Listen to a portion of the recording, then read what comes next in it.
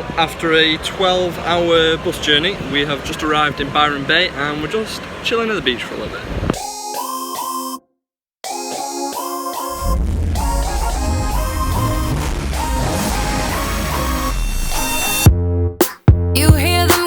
We spent our second day in Byron Bay learning how to surf, and the next few clips will show you how well it went.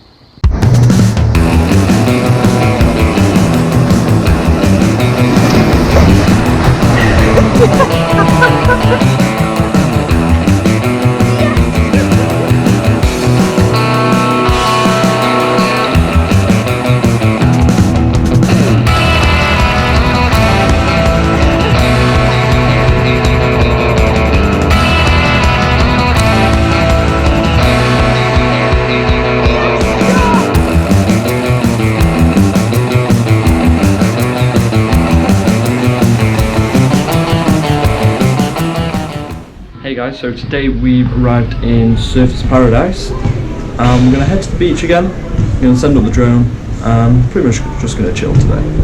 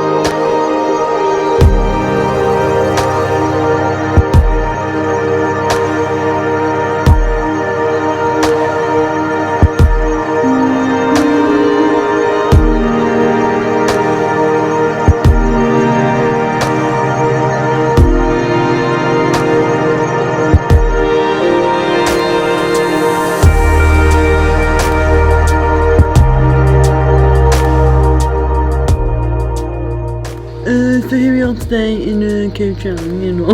No, I'm not doing that, I'm doing the outro. Thanks for watching the videos, subscribe and like.